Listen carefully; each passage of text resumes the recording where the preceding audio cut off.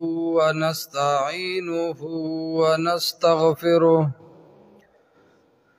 ونعوذ بالله من شرور أنفسنا ومن سيئات أعمالنا من يهده الله فلا مضل له ومن يضلله فلا هادي له وأشهد أن لا إله إلا الله وحده لا شريك له وأشهد أن محمدا عبده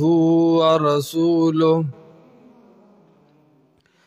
أما بعد فأعوذ بالله من الشيطان الرجيم بسم الله الرحمن الرحيم أينما تكونوا يدرككم الموت ولو كنتم في بروج مشيدة وقال قائدنا الأعظم رسول الله صلى الله عليه وسلم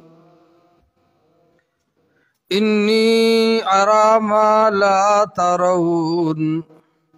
وأسمع ما لا تسمعون أطت السماء وحق لها أن تأت والذي نفسي بيده ما فيها موضع 4 أصابع إلا وملك واضع جبهته ساجدا لله والله لو تعلمون ما أعلم لضحكتم قليلا ولبكيتم كثيرا وما تلذذتم بالنساء على الفرشات ولخرجتم إلى الصعودات تجأرون إلى الله. قال أبو ذر رضي الله تعالى عنه يا ليتني كنت شجرة تعضد أو كما قال رسول الله صلى الله عليه وسلم. انتهائی واجب الاحترام مسلمانانو د الله رب العزت یو ډیر لوی فضل او احسان دے چې په مسلمانانو د امتحانات راوستو نه مخکې الله رب العزت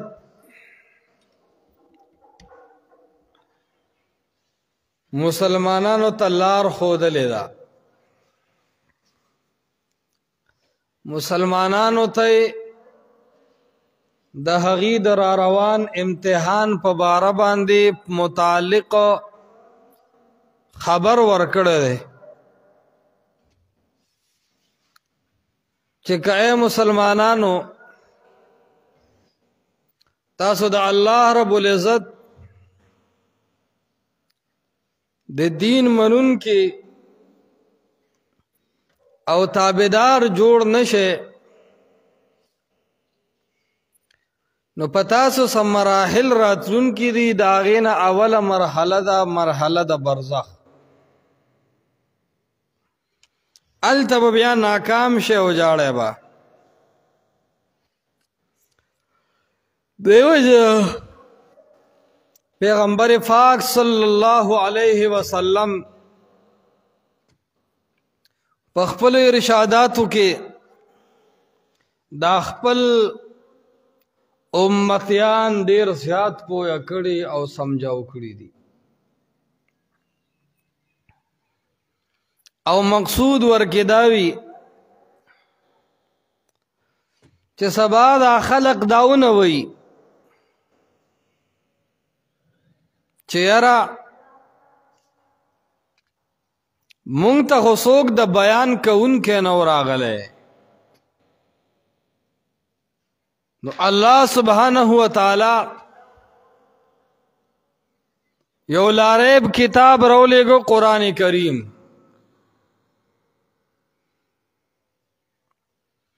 اور دغه رنګه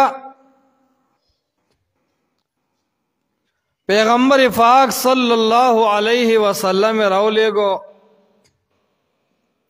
چې د هغه په ارشاداتو دا خلق خپل ژوند تیر کی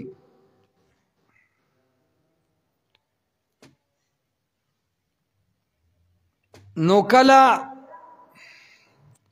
چې د مسلمانانو ژوند د قرآن او د سنت او د پیغمبر علیه السلام د راوړل شوي دین سره برابر وي بیا دا نه ختمېدونکې زندگی به ورته الله سبحانه وتعالی ښایسته کړي ورته یو نه ختمېدونکې منزل را روان دی یو داسې دردمند ژوند داسې د تکالیفو ژوند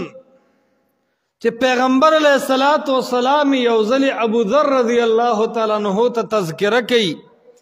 یا ټول صحابه ته کوي خو پیغمبر علیه السلام ته په دغه ټیم کې ابو ذر غفاری رضی الله تعالی عنه هم ناست دی د الله پیغمبر راغی او صحابه کرامو ته وفرمایل انی ارا ما لا ترون ای زما صحابه زه هغه څه وینم لا ترونه چې تاسو یې نه وینئ ځکه پیغمبر علیه السلام ته الله ډیر هغه احوال ښیي په طور د معجزې چې امت مسلمه د هغې نه غافله او ناخبر وي فرمایي انی ارا ما لا ترون زه هغه څه وینم چې تاسو یې نه وینئ واسمع ما لا تسمعون ای زما امته زه هغه څه اورم لا تسمعون چې هغه تاسو نه اورئ او پیغمبر علیہ السلام ورته فرمای اطت السما دا اسمان چرنگار کی چرنگار او یا فرمای وحق لها انت اطا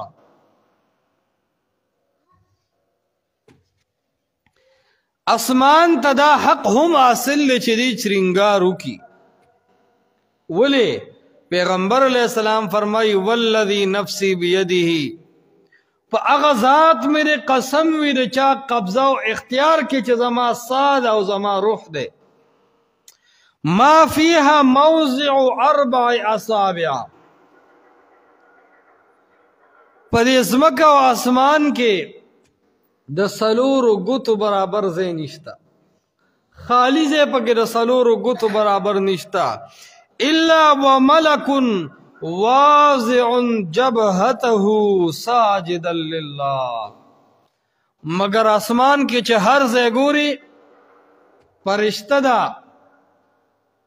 او سر الله ته خدای او سجدي کوي الله سبحانه وتعالى یعنی ملائک چې هغه ته جنت او د جهنم احوال مخ ته دي هر ټیم هغه الله ته په سجده او پر رکوع کوي او بیا فرمائی پیغمبر علیہ السلام والله فالله میں دے قسم وی دا اللہ دا پیغمبر ہر خبره یقینی او سچ وی خو بیا دا اللہ حبیب چې پکم خبره قسم اخری اغه نور هم یقینی او سچ او برابر پیغمبر پاک فرمائی والله لو تعلمون ما اعلم فالله میں دے قسم وی کتاسو پوئے دے پا اغسو پا سچ زپوئیگم تاسو لیدلی اغسو کم چی زوینم تاسو اوریدلی اغسو کم چی زاورم نو پیغمبر پاک صلی اللہ علیہ وسلم فرمائی لضحکتم قلیلا ولبکیتم کثیرا تاسو بخاندلی لگ او جڑلی بم دیر پیغمبر پاک فرمائی کم احوال د جنت او د جهنم چې الله ما ته هي کم عذابونه د قبر چې الله ما ته هي فرمائی ک تاسو په پوی دے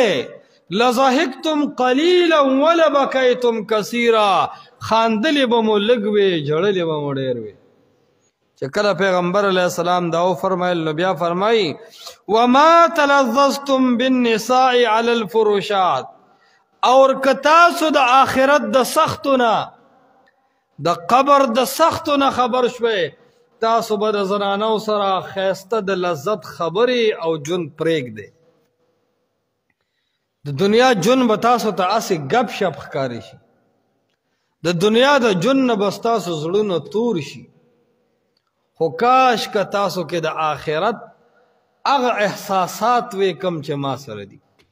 او بیا پیغمبر علیہ السلام فرمایي لخرجتم الی الصعودات، تاسو به بیابانونو ته لاړ شئ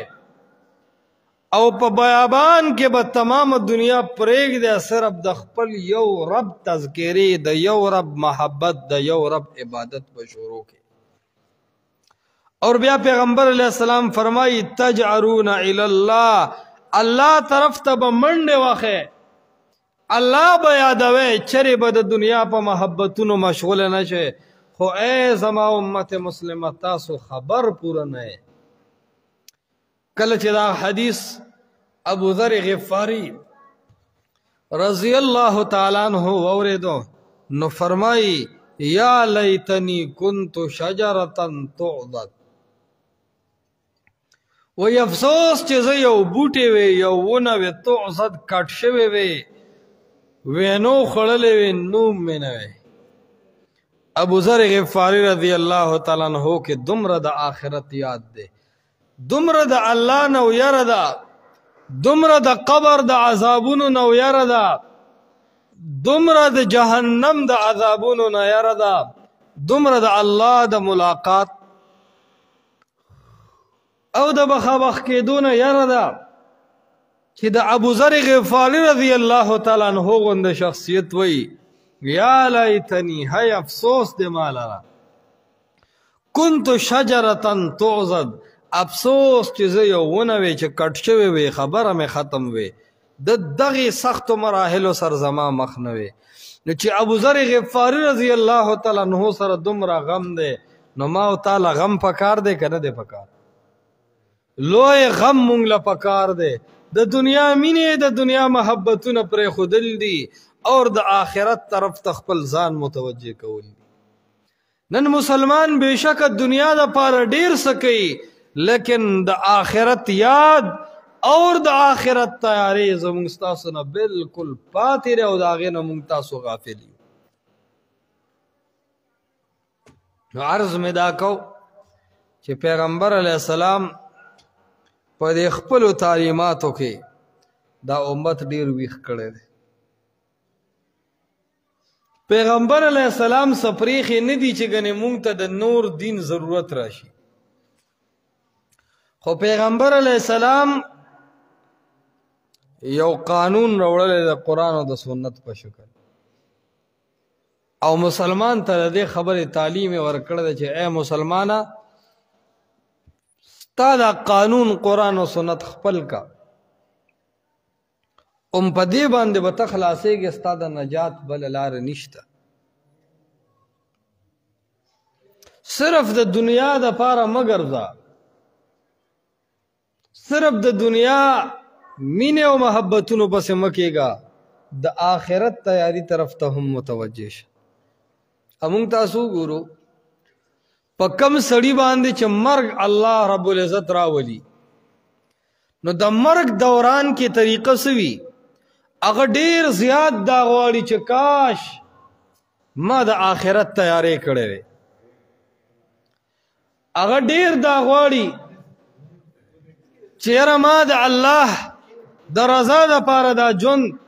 د قرآن او د سنت په تابعدارۍ کې تیر کړی وي. لیکن د مرګ سره د دنیا د ژوند دا مسله بالکل ختم شي اور د آخرت یاد دا هر سړي ته راما خلق وی یار د دې سړي خو عجیبه ژوند تیر شو، ماشوم و زمونږ مخې ته لوی شو، چې لوی شو واده یې وکړو د بچو ذمه داری د ده په سر باندې رالی، چې د بچو ذمہ دارۍ په سر باندې راغلی په هغه منډه تړلو کې مشغول و بوډا شو مړ شو خلک وایي افسوس دی د خو د آخرت دپاره هېڅ تیاری ونه کړو د هر سړي باره کې مونږ دا وایو که نه وایو هر سړي باره کې مونږ دا وایو چې یار د آخرت دپاره د هېڅ تیاری ونه کړو ای مسلمانه په هغه خو مرګ و راغې ته خپل ګریوان کې نن سوچ وکړه چې تا د قبر او آخرت دپاره څومره تیاری کړی دا درد دې زړه ته ورکوزول دي که صرف په بل باندې زموږ نظر وي چې یاره پلان کې څومره دی د دین په باره کې او ځان ته مو خیال نه وي دا صرف ریسرچ دی دا صرف ریسرچ دی مونږ یې کوو رای د بل باره کې قایمو ای انسانه د خپل ځان د آخرت دپاره تیاری وکړه سبا د قیامت په ورځ به ښځه د خاوند په کار را نشي خاوند به د ښځې په کار را نشي پلار به د زوی په کار را نشي زوی به د پلار په کار را نشي مور به د زوی په کار را نشي زوی به د مور په کار را نشي قرآن د قیامت ورځ چې ذکر کوي فرمایي یوم یفر المرء من اخیه داسې ورځ ده چې سړی به تښتي د خپل رور نه رور یې ړومبې ذکر کولی که هر قسمه د رونو منځ کې اختلاف اور ناچاکي وي خو د سخت ټیم چې راشي نو رور پر رور باندې ترسیږي او دردیږي الله فرمایي د قیامت درد داسې درد دی چې د رور به هم د رور د درد نه غافل وي یوم یفر المرء من اخیه رور به د رور نه بیزار شي و امه و ابیه د مور نه به منډه وخي تختې به او د پلار نه به منډه وخي او تختې به چې هسې نه زمانه د یو نیکۍ مطالبه وکړي ځکه زه خو خپله غر کې و صاحبته و بنیه قرآن فرمایي د خپل ښځې نه د خپل ملګري نه به هم تختې د خپل اولاد نه به هم تختې دا وجه څه ده وجه دا ده چې د قیامت د ورځې هیبت اب انتهایی زیات وي د قیامت د ورځې درد او غم دا به انتهایی زیات وي نو چې کله یو سړی د رور نه تختی مور نه تختی پلار نه تختی داسې سخته مقدمه چرته دنیا کې راغلی ده نه ده راغلی دنیا کې که مقدمه سخت شي نو رور رور له لاس ورکوي دنیا کې چې کیس سخت شي نو پلار زوی له لاس ورکوي چې ډېر تنګ شي زوی په قرضونو کې په مسلو کې غرق شي نو نر پلار چې وي هغه وایي زه د خپل جایداد او د خپل کور هم خرڅوم خو د خپل زوی دا قرضونه خلاصوم لیکن ورځ د قیامت داسې سخته ورځ ده چې پلار به هم د زوی نه پټېږي زوی به هم د پلار نه پټېږي نو د هغې ورځې د تیارۍ دپاره پیغمبر پاک صلی الله علیه وسلم لوی سټډي لوی لا او قانون دی مسلمانانو ته پرېښی دی چې دا خپل کې او پیغمبر علیه الصلاة والسلام فرمایي چې د دې مرحلو نه اولنۍ مرحله چې په انسان باندې راځي هغه د قبر مرحله راځي نو ځکه پیغمبر علیه الصلاة والسلام د خپلو امتیانو ته وایي چې دا قبر یو څو اوازونه کوي د ورځې ای مسلمانه د قبر د اوازونه واوره د قبر د اوازونو له زړه کې ځای ورکه او د قبر د دې اوازونو د نجات نه د خلاصي یو لاره د قرآن او د سنت په شکل کې ولټوه پیغمبر پاک صلی الله علیه وسلم فرمایي ترمذی شریف کې حدیث دی ابو سعید خدری رضی الله تعالی عنہ نے نقل لے هغه وی خرج النبي صلی الله علیه وسلم لصلاه پیغمبر علیہ السلام د منځ د پاره د کور نه راغی کله چې راغی فرع الناس كانهم یکتشرون پیغمبر علیہ السلام چې جمعه تر دن شو خلکو خاندل او تیز تیز خاندل ګوره د ډیرو زیاتو خنداګانو هم د الله حبیب منع کړی دا داسې به نه خاندي چې خلک وایي چې باید دته خوړو آخرت او مرګ یاد نه دی او عالمان د تفسیر ذکر کوي داسې به هم نه خاندي چې په مجلس کې یو غمزپلې سړی ناستي او د هغه درد نورم زیات شي چې دې څومره په مزو دی دا زه څومره په ځان اخته یم دومره د الله پیغمبر د اسلام تعلیمات پازیټیو انداز کې او د رحم په انداز کې بیان کړي دي نو چې صحابه په خندا ولیدل د الله حبیب خفه شو او فرمای ورته اما انکم لو اکثرتم ذکر هذه من اللذات لشغلکم عما ارا. ای زما صحابو یو سیز درته نخیم چې هغه د ټولو مزو ختمونکی دی، یو سیز درته نخیم چې د تمام دنیا د خوشحالو ختمونکی دی. پیغمبر علیہ السلام فرمائی اکثرو ذکر هذه من اللذات، ډیر ډیر یادوي د مزو ختمونکی الموت چې هغه مرګ دی. مرګ دا انسان له ډیرې خوشحالۍ د دنیا ختمي. مرګ د انسان هغه خوشحالۍ ختمي کوم خوشحالو د وجه چې انسان نه آخرت پاتې کیږي او د زړه سکون چې انسان ته حاصلېږي دا د مرګ په یاد سره راځي. نو بیا پیغمبر علیہ الصلوۃ والسلام فرمایي فإنه لم يأت على القبر يوم، وی په الله قسم په دې قبر داسې ورځ نه راځي الا تکلم چې دا قبر یو आवाज کوي، یو خبره کوي دی دنیا والو ته. قبر وی انا بیت الغربه، اے د ډیرو دنګو دنګو محلو اوسیدونکیا، اے د ډیر مال او جایداد والا انسانا، اے د ډیر لوی عہدی او گریډ والا انسانا،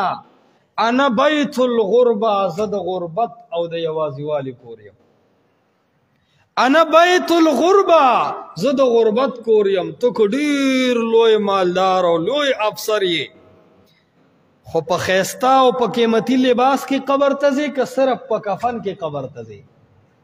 صرف په کفن کې قبر ته ځې. نو ځکه قبر وی انا بیت الغربه، زه د غریبۍ کور یم.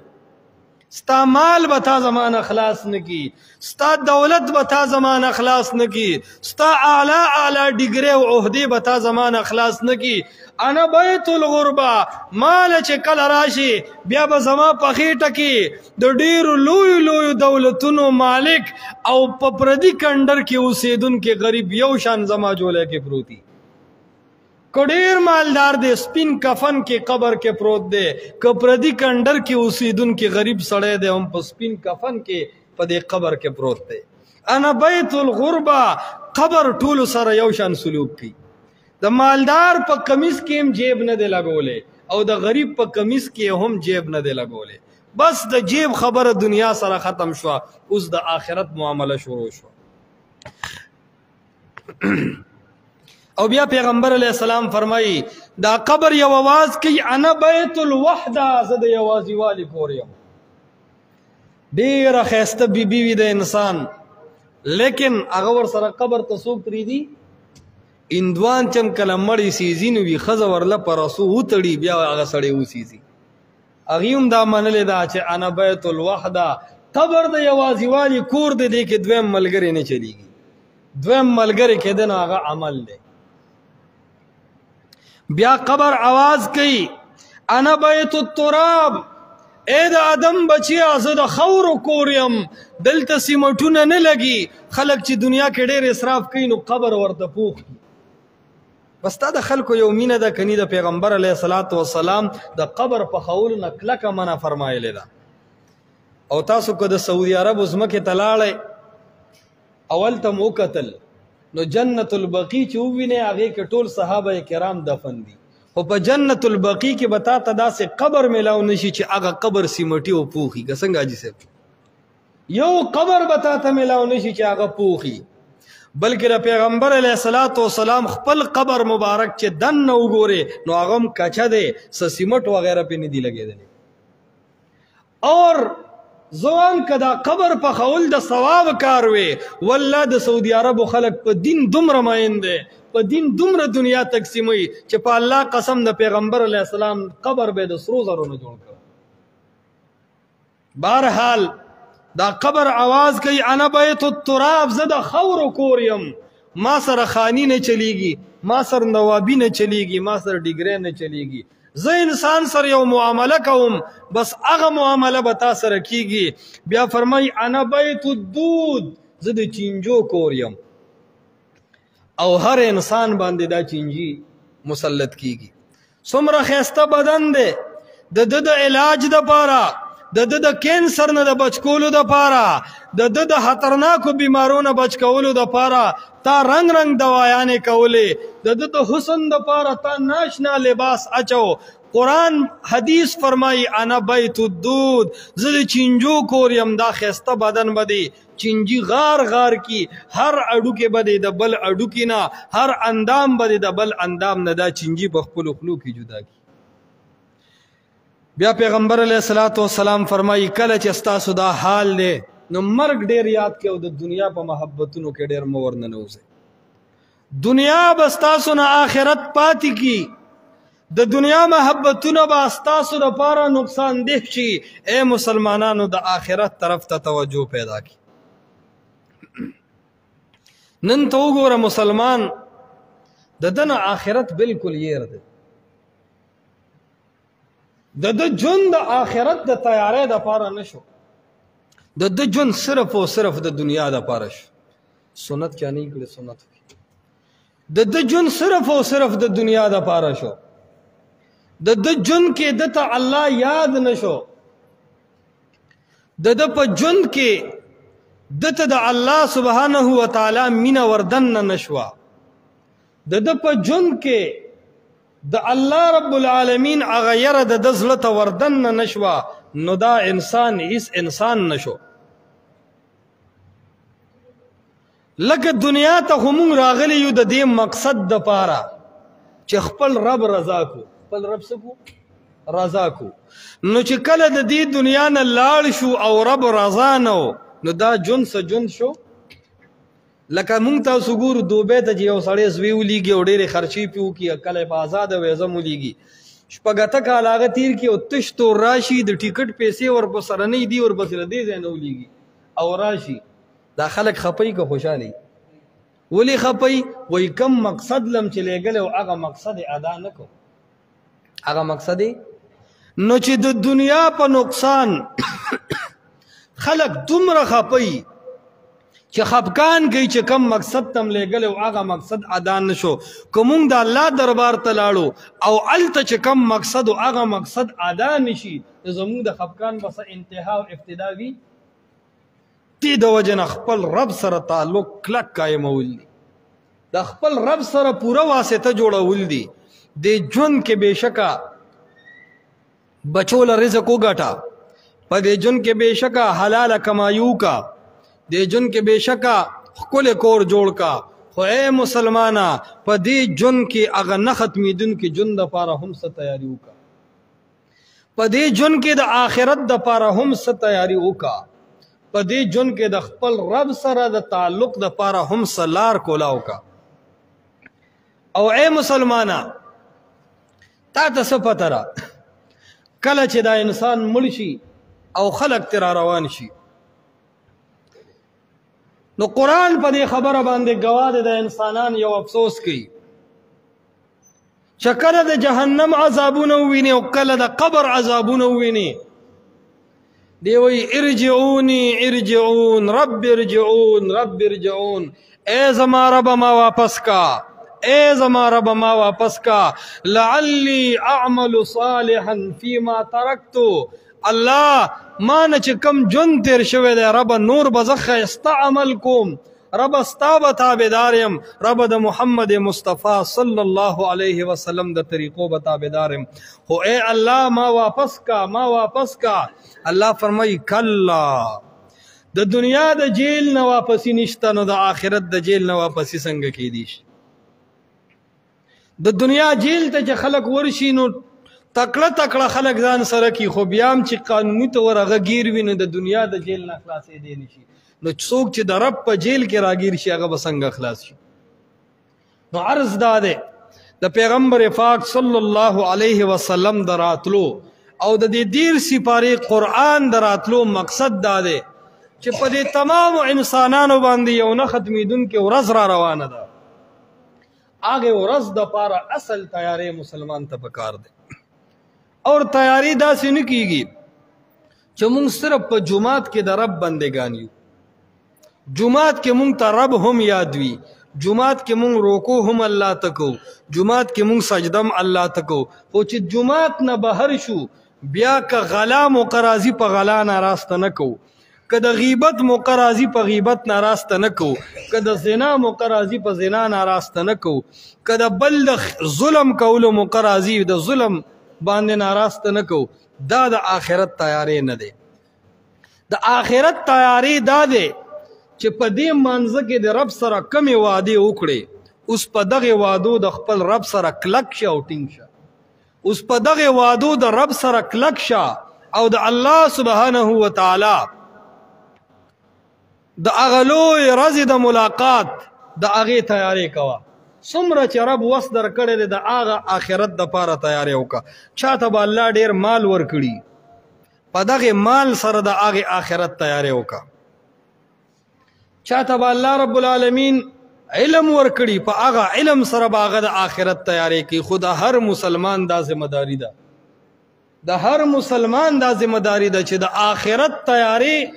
او خپل رب سره د ملاقات د پاره لار سمول، خپل رب سره صلح کول، د خپل رب تابعداري خپلول، دا د هر مسلمان ذمہداري ده چې زړه په دې باندې وتړي او دا ووایي چې څنګه روټۍ زما ذمہداري ده چې ماسپښین ته به روټۍ پیدا کول غواړي، ماښام ته به روټۍ پیدا کول غواړي. دقسې مسلمان په دې مطمئن شي چې دا هم زما ذمہداري ده چې الله سبحانه وتعالی سره تعلق جوړ کم او د آخرت تیارې وکم. الله رب العالمین دې اول ماته راپسې تاسو له د عمل کولو توفیق راکړي. اقول قولي هذا استغفر الله لي ولكم ولسائر المسلمين واخر دعوانا الحمد لله رب العالمين.